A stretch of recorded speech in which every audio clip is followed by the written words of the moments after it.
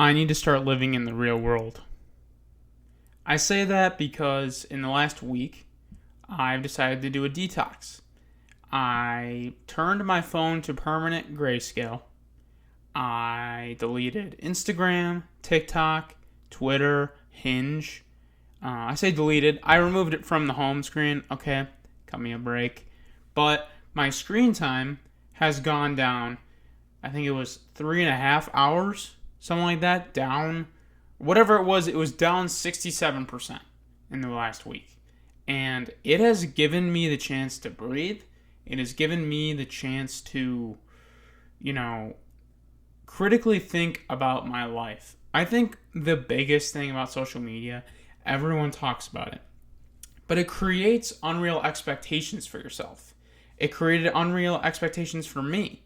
I fell into this deep hole of self-improvement and thinking I should be further along than I should, that 9 to 5s are bad and you'll never be happy if you work a 9 to 5, and that you have to be starting a business, and if your business isn't successful by the time you're 23, 24, then you're behind. And that is crazy.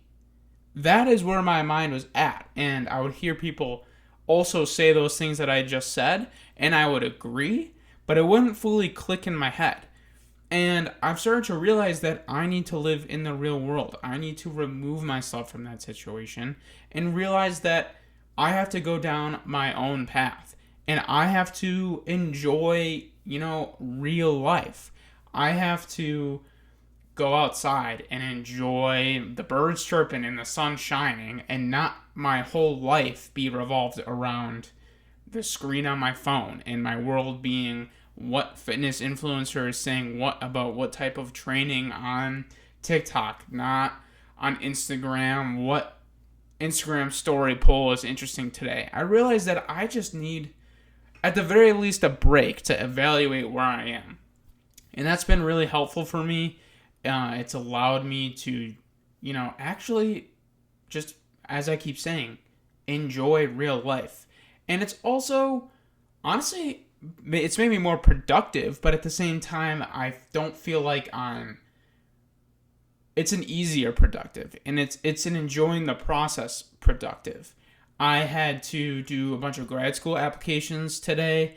I had to set up my an exam I have to take for those grad school applications, and a few other things I had to do. And I was just flying away, going, and I realized I wasn't checking my phone, and I was just automatically in the flow state, and I was working so much better, and I enjoyed it, And the next thing that kind of brings me into is another aspect of, being in real life, is looking at the big picture of your life and realizing what actually matters to you. How much does monetary success matter to you? When at the end of the day, when you're on your deathbed, what's going to matter to you is your memories with the people that have the closest relationships with, which are your friends and family. So I realized that I needed to work on my relationship with my family and appreciate that more. I needed to appreciate my friendship with my friends more. And Chris Williamson has this quote that he brings up often on his podcast, and I'm going to butcher it. This isn't perfect. But what really resonated with me is that the quote goes something like, we work so hard that we can be happy. And sometimes we work hard at the expense of happiness, which defeats the whole point, the whole purpose of working hard so that we can be happy. It defeats that whole purpose because you're trading in happiness to work hard. And that's something I heard and it resonated with me, but I didn't want to fully listen to it because I didn't want to take it in as, I just don't have to work hard. Because one of the biggest things I've learned over the last few years is that I'm happiest when I'm working hard, and then I can see the benefits from working hard. I can see the successes from it, but it's much more fulfilling than if everything was laid out for you and you didn't have to work hard. That's how I feel, 100%. So I didn't want to fully take in that quote because I didn't want to use it as an excuse to not work hard.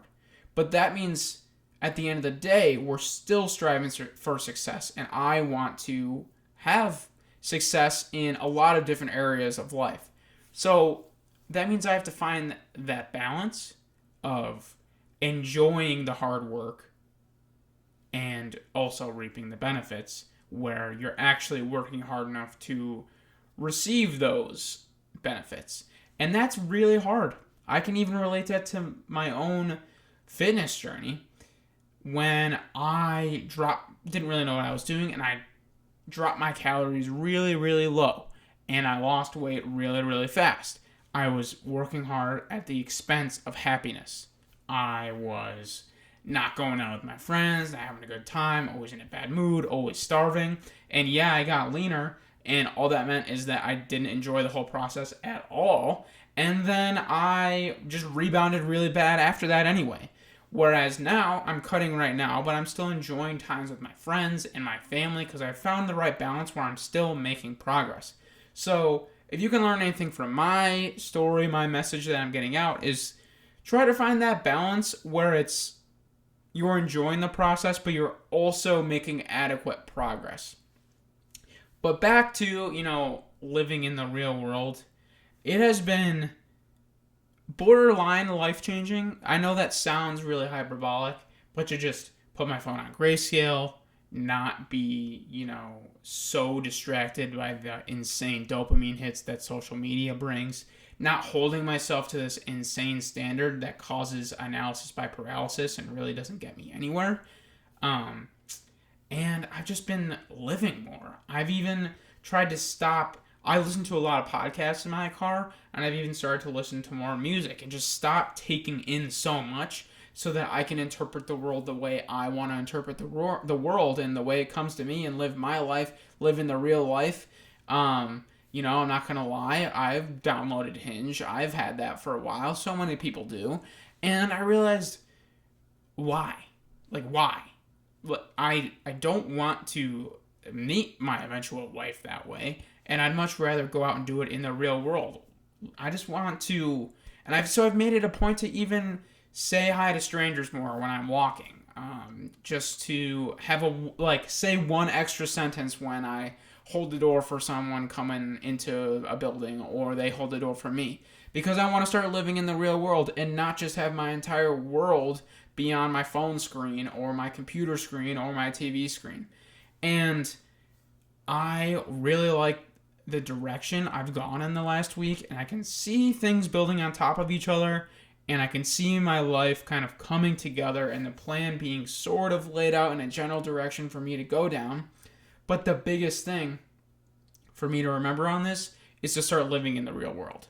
And I want to leave that with people, and I hope you guys enjoy this. Peace.